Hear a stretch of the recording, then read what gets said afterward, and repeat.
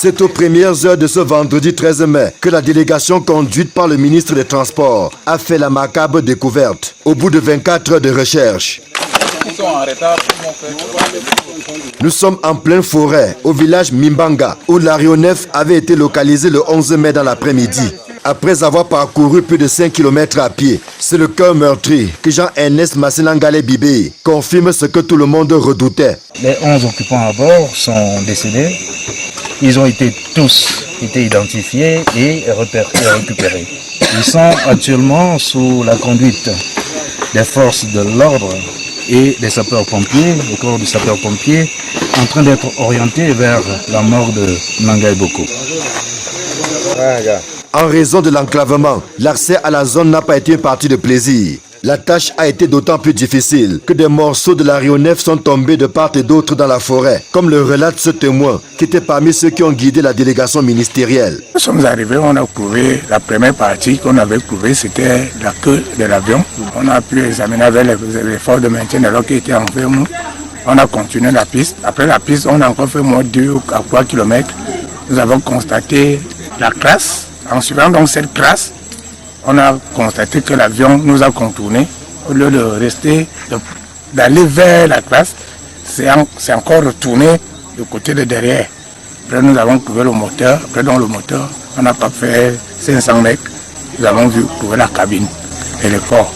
La mobilisation des forces de défense et de sécurité, appuyée par les riverains, a permis de retrouver les 2 boîtes noires de l'appareil, élément essentiel au déclenchement de l'enquête. Je suis heureux de dire qu'avec cette intervention des experts, ces outils d'aide à la navigation ont été récupérés. Nous avons pu récupérer les 2 boîtes qui vont nous édifier sur les circonstances exactes de cet accident. Et à partir de ce moment-là, l'information donnée par l'autorité aéronautique, le ministère des Transports va prendre le relais pour mener véritablement l'enquête aérienne.